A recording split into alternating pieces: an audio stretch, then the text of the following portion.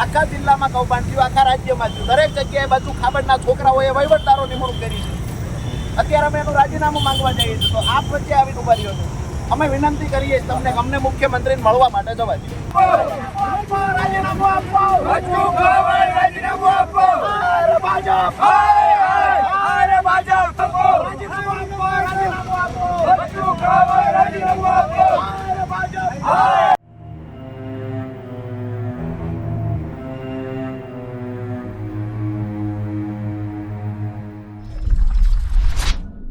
મનરેગાનું કૌભાંડ, બચુ ખાબડ જે મંત્રી છે એમના બંને પુત્રો એમાં સંડોવાયેલા હતા. બંનેની ધરપકડ અને એના પછી સતત વિપક્ષનો એક જ અવાજ કે બચુ ખાબડ જે છે એ રાજીનામું આપી દે. મંત્રીના દીકરા જ જ્યારે આવું કરશે ત્યારે શું થશે, એ બધા જ પ્રશ્નો સાથે વિપક્ષ અલગ અલગ રીતના રજૂઆત કરી રહ્યા છે. રાજુ કરપડા જે આમ તો ખેડૂત નેતા તરીકે જાણીતા છે, એ અત્યારે પોતાની વાત અને માંગણી સાથે નીકળ્યા હતા કે બચુ ખાબડ જલ્દીથી જલ્દી રાજીનામું આપી દે અને એમના પુત્રો જે કરી રહ્યા છે, જે રીતના કૌભાંડ ચાલી રહ્યા છે, એમના સામે કડક કાર્યવાહી કરવામાં આવે. જ્યારે એ નીકળ્યા સુરેન્દ્રનગરથી ત્યારે વઢવાણ પાસે જ પોલીસે એમની અટકાયત કરી દીધી. અટકાયત કરવા માટે પોલીસ જ્યારે આવ્યા ત્યારે રસ્તા વચ્ચે પોલીસ અને રાજુ કરપડા વચ્ચે બબાલ થઈ. એના પછી રાજુ કરપડાએ પોતાની પ્રતિક્રિયા આપી પોલીસ સામે અને તંત્ર સામે ઘણા બધા સવાલ કર્યા. એ બબાલના વિડીયોઝ પણ ખૂબ વાયરલ થઈ રહ્યા છે કે જેમાં રાજુ કરપડા એ પોલીસને સવાલ કરી રહ્યા છે કે કોઈ પણ રજૂઆત કરવું જવું એ ગુનો નથી હોતો. રાજુ કરપડાની એ બબાલના વિડીયો જો, સાથે જ એ બબાલ પછી એમણે જે પ્રતિક્રિયા આપી છે તે બી સાંભળો.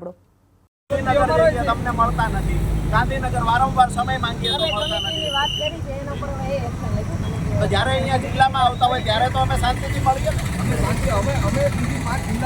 બચુ ખાબડના છોકરાઓના કારણે આખા ગુજરાતમાં હજારો કરોડ રૂપિયાનું કૌભાંડ મનરેગામાં થયું છે. સુરેન્દ્રનગર જિલ્લામાં પીપરા, ચોટીલાના પીપરાળીમાં 12 આરોપી પ્રતિ દિવસ પકડાયા છે. આખા જિલ્લામાં કૌભાંડ થયું, આખા રાજ્યમાં થયું, દરેક જગ્યાએ બચુ ખાબડના છોકરાઓએ વહીવટદારો નિમણૂક કરી છે. અત્યારે અમે એનું રાજીનામું માંગવા જઈએ છીએ, તો આપ વચ્ચે આવીને ઉભા રહ્યો છો. અમે વિનંતી કરીએ તમને અમને મુખ્યમંત્રીને મળવા માટે જવા દો. અમારે કોઈ જાતનું કોઈ પોલીસ સાથેનું અમારું ઘર્ષણ જ નથી. તમારે પકડવાના છે. બચુ ખાબડના છોકરા વિરુદ્ધ કાર્યવાહી કેવી રીતે થઈ શકે?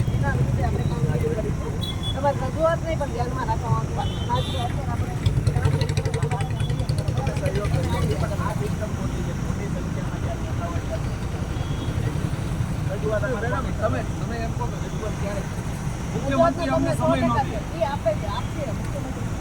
કેવલભાઈ 5 જણાને મળાવી, જો 2 જણાને મળાવી.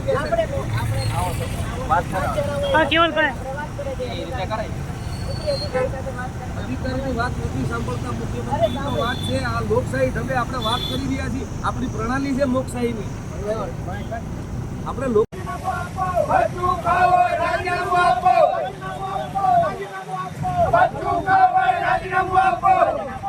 રાજીનામું આપો. બચુ ખાબડ રાજીનામું આપો. અરે ભાજપ, અરે ભાજપ, રાજીનામું આપો, રાજીનામું આપો. બચુ ખાબડ રાજીનામું આપો. રાજીનામું આપો, રાજીનામું આપો. બચુ ખાબડ રાજીનામું આપો.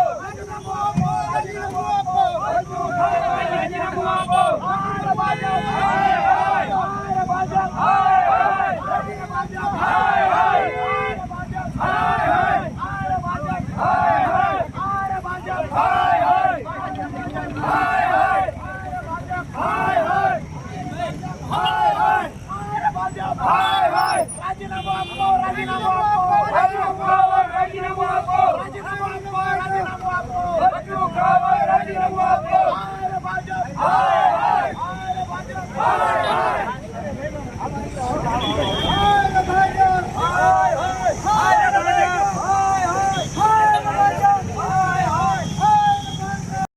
અને ગરીબોનું રસોડું બંધ ન થાય એના માટે થઈ અને મનરેગા યોજનાની શરૂઆત કરવામાં આવેલી. આજે મનરેગા યોજના જે પંચાયત વિભાગમાં આવે છે, જે પંચાયત વિભાગમાં મંત્રી તરીકે બચુભાઈ ખાબડ જવાબદારી નિભાવે છે, જેના પદ પર બચુભાઈ ખાબડ બેઠા છે, એના જ વિભાગમાં જે રાજ્ય સરકારની તિજોરીની ચાવી પંચાયત વિભાગમાં જેટલી પણ ગ્રાન્ટ છે, જેટલી પણ રકમ પડી છે, એની તિજોરીની ચાવી બચુભાઈ ખાબડને મંત્રી તરીકે આપવામાં આવી છે. ત્યારે બચુભાઈ ખાબડ પોતાના પરિવારના લોકોની મારફતે આ તિજોરી લૂંટાવી રહ્યા છે. માત્ર દેવગઢ, બારિયા અને આજુબાજુના 1-2 તાલુકાઓમાંથી અત્યારે 71 કરોડ રૂપિયાનું કૌભાંડ સામે આવ્યું છે, જેમાં મંત્રીના બંને દીકરાઓની ધરપકડ થઈ છે. અમે માનીએ છીએ જ્યાં સુધી અમને માહિતી મળી છે ત્યાં સુધી આદિવાસી પટ્ટાના તમામ તાલુકાઓની અંદર બચુભાઈ ખાબડના છોકરાઓના વહીવટદારો નિમેલા છે. તમામ તાલુકાઓની અંદર કૌભાંડ આચરવામાં આવ્યું છે છેલ્લા 5 વર્ષમાં. સુરેન્દ્રનગર જિલ્લામાં પણ મનરેગા કૌભાંડ મારફતે શૌચાલય કૌભાંડ થયું, રોડ રસ્તાના કૌભાંડ થયા, તળાવોના કૌભાંડ થયા. છેલ્લે પીપરાળીમાં 2 દિવસ પહેલા 12 આરોપીની ધરપકડ કરવામાં આવી. એટલે કે રાજ્યવ્યાપી આ કૌભાંડ છે. જ્યારે જો આની ચોક્કસથી તપાસ થાય તો હજારો કરોડ રૂપિયાનું આ કૌભાંડ બહાર આવી શકે એવું છે. પરંતુ તંત્ર દ્વારા આ કૌભાંડને છુપાવવા, ઢાંકવાના પ્રયત્ન થાય છે. બચુ ખાબડના બંને દીકરાઓ ઉપર આક્ષેપ છે કરોડો રૂપિયાના કૌભાંડનો. છતાંય હજી બચુ ખાબડનું રાજીનામું લેવામાં આવ્યું નથી. ત્યારે આજે અમે જ્યારે ગાંધીનગર વારંવાર સમય માંગવા છતાં અમને મુખ્યમંત્રી દ્વારા કાર્યાલયથી સમય આપવામાં આવતો નથી, અમને મુખ્યમંત્રી મળતા નથી. તો આજે સુરેન્દ્રનગરના લીંબડીમાં જ્યારે મુખ્યમંત્રી આવી રહ્યા છે ત્યારે મુખ્યમંત્રીને જ્યારે અમે રજૂઆત કરવા જઈએ છીએ, અમે વિનંતીપૂર્વક રજૂઆત કરવા જઈએ છીએ, કોઈ રાજકીય વાત કરવા જતા નથી કે જેનો બાપ મંત્રી હોય એના દીકરા વિરુદ્ધ ગુજરાતમાં કયો અધિકારી તપાસ કરી શકે.